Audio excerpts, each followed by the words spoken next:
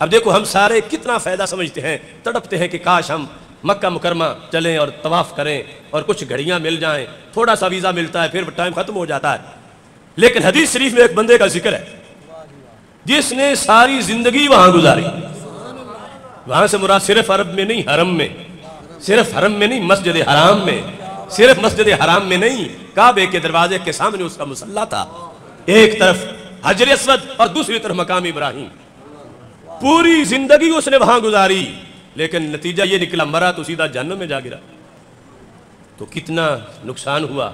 نہ اس نے زندگی میں عیاشیاں کی، دن رات نماز روزے میں رہا اور وہاں بیٹھا رہا، 2-4 دن نہیں، 2-4 مہینے نہیں، 2-4 سال نہیں، ساری زندگی، ساری زندگی. یہ دیکھو مستدرک للحاکم جلد نمبر 4، اس کے اندر یہ حدیث شریف موجود ہے. ہمارے آقا صلی اللہ علیہ وسلم ارشاد فرماتے ہیں فَلَوْ أَنَّ رَجُلًا سَفَنَ بَيْنَ الرُّكْنِ وَالْمَقَامِ، کہ ایک بندے نے ڈیرا لگا لیا. کہاں؟ حجر اسود اور مقام کے درمیان. سَفَنَ بَيْنَ الرُّكْنِ وَالْمَقَامِ، حجر اسود اور مقام ابراہیم کے درمیان اس کا مصلی ہے. وَصَلَّى وَصَامَ، اس نے ساری زندگی وہاں گزاری، اتنی اپروچ تھی اسے کوئی نکال نہیں سکا وہاں سے. اور پھر اس نے ٹائم کی قدر کی، بظاہر رات کو قیام، دن کو روزہ، نفل سب کچھ کرتا رہا. ثم لقی اللہ، رحمتوں کے گہوارے میں زندگی بسر کی، کروڑ ہا جلوے جہاں کعبے پہ پڑتے ہیں، اس ریفلیکشن میں یہ ساری زندگی رہا. ثم لقی اللہ، پھر روح نکلی، دخل النار، سیدھا جہنم میں جا گرا. نہ کعبے کی فضائیں بچا سکیں، نہ طواف بچا سکا، نہ حجر اسود، نہ مقام ابراہیم. کیوں؟ اس کو کیا ہوا؟ میرے آقا علیہ السلام نے درمیان میں وہ لفظ بیان کیے. نمازی تھا، کعبے کے سامنے نور کی آغوش میں بیٹھا ہے، جہنم کیوں چلا گیا؟ میں ساری حدیث پڑھتا ہوں. فرمایا فَلَوْ أَنَّ رَجُلًا سَفَنَ بَيْنَ الرُّكْنِ وَالْمَقَامِ وَصَلَّى وَصَامَ ثُمَّ لَقِيَ اللَّهَ وَهُوَ مُبْغِضٌ لِأَهْلِ بَيْتِ محمد صلی اللہ علیہ وسلم. اس کی غلطی یہ تھی کہ دل میں آل محمد علیہ السلام کا بغض تھا، بغض تھا آل محمد کا، رسول اللہ صلی اللہ علیہ وسلم کے خاندان کا بغض دل میں تھا. اگرچہ مسجد حرام میں کعبے کے سامنے تھا، نمازی تھا، روزے دار تھا، مگر ان میں سے کسی چیز کا بھی فائدہ اس کو نہیں ہوا. کیوں؟ ظالم تھا. صحابہ کا بغض نہیں تھا، آل کا بغض تھا، آل کا بغض تھا. اور جو دستور ہم نے بیان کیا کہ پیار چونکہ رب نے ایک بنایا ہے تو کسی ایک کا جو پیار ہوگا وہ صرف دعویٰ ہوگا، سچا تبھی ہوگا جب دونوں کا ہوگا. تو اس کے دل میں بغض تھا آل محمد صلی اللہ علیہ وسلم کا، تو ظالم بنا اور اپنا نقصان کر بیٹھا. 2-4 مہینے کا نہیں، پوری زندگی کا. اس واسطے ہم اہل سنت، انجمن غلامان اہل بیت، اہل سنت، ہم اہل سنت دنیا میں سرکار کا یہ پیغام پہنچا کے بتا رہے ہیں کہ ہمارا مسلک کتنا پھیرے والا ہے، کہ جس میں ظلم نہیں، جس میں عدل ہے. اور یہ تبلیغ کرو. اگر ایک بھی گمراہ بندہ جس کے دل میں آج بغض آل محمد علیہ السلام ہے، دوسری اسی جلد میں حدیث نمبر 6715 ہے، جو سنی ہوگا نا اس کو دوسری سے پریشانی نہیں ہوگی، نہ پہلی سے پریشانی ہوگی. کچھ ایسے ہو سکتے ہیں پہلی سنیں گے تو بظاہر خوش، دوسری سنیں گے تو مرجھا جائیں. کچھ دوسری سنیں تو خوش، پہلی سنیں تو مرجھا جائیں. عدل یہ ہے کہ دونوں سنیں تو مسکرا پڑے، کیونکہ سرکار نے فرمایا ہے.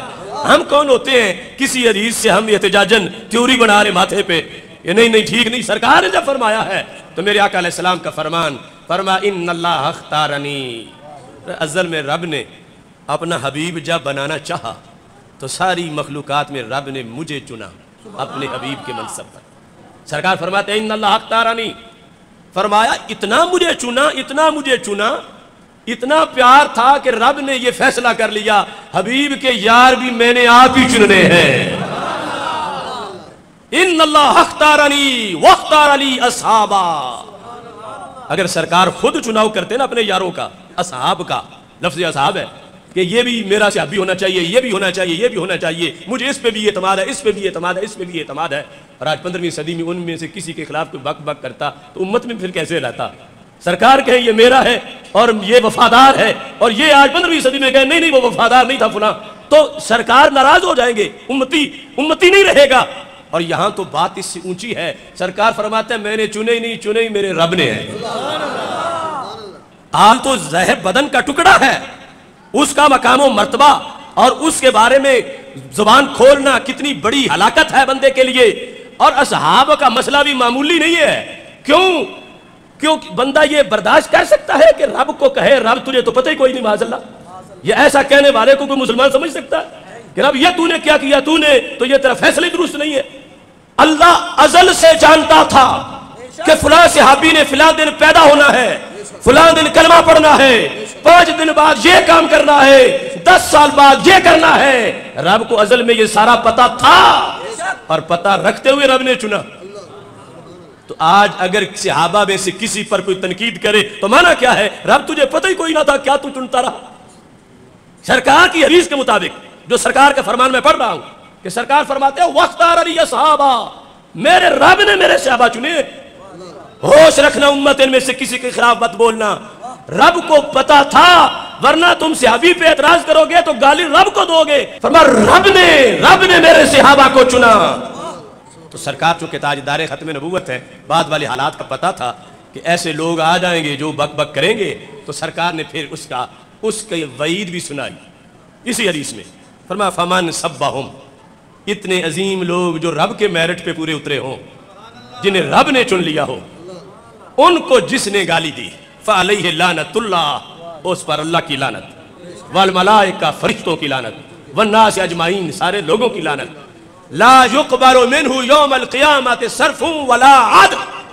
کہ نقصان پھر کتنا ہو جاتا ہے۔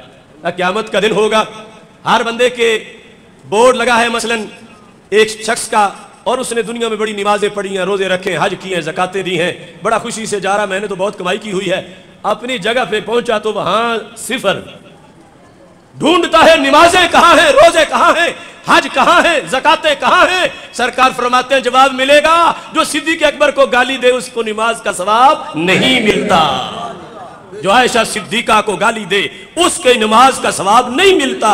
لا یقبل منہ یوم القیامت صرف ولا عدل۔ قیامت کے دن نہ کسی فرض کا ثواب ملے گا نہ کسی نفل کا ملے گا۔ اب یہ بھی مسلک ہے، جو یہ بغض رکھیں صحابہ کا، یہ بھی بڑا نقصان دہ ہے۔ جو آل کا بغض رکھے اس کا بھی کباڑا ہو جائے، کچھ نہ ملے اس کو، اور جو اصحاب کا بغض رکھے اسے بھی کچھ نہ ملے، تو پھر سارا کسے ملے؟ جو آل کو بھی سلام کرے اور اصحاب کو بھی سلام کرے۔ بحمد اللہ ملا حق سے عقیدہ اہل سنت کا، پڑھا ہے قدسیوں نے بھی قصیدہ اہل سنت کا۔ یعنی اہل سنت ہونا کوئی چھوٹی جی سی بات ہے؟ یعنی آج کوئی پتہ چل جائے کہ ایک بندہ جو ہے وہ ایسی کوئی سکیم لے آیا ہے جس میں کاروبار میں فائدہ ہی فائدہ ہے، اور اگرچہ وہ 6 مہینے کی صرف ہو، ساری زندگی کی نہیں، کہ 6 مہینے اس کا فارمولہ ناکام نہیں ہوگا تو سب دوڑ کے اس کے پیچھے چل جائیں، اور جو فارمولہ پوری زندگی ناکام نہ ہونے دے اس کو تو ہر وقت اس پر قائم رہنا چاہیے، اس کی دعوت دینی چاہیے۔ نظریہ ہے اہل سنت، فائدہ کتنا ہے کہ یہ وہ دونوں طرف نقصان ہے، کہ جنہوں نے یا آل کا بغض رکھنا ہے یا صحاب کا رکھنا ہے ان کا نقصان ہی نقصان ہے، اور سنی ہے ہی وہ کہ جس کے سینے میں دونوں محبتیں ٹھاٹے مار رہی ہیں۔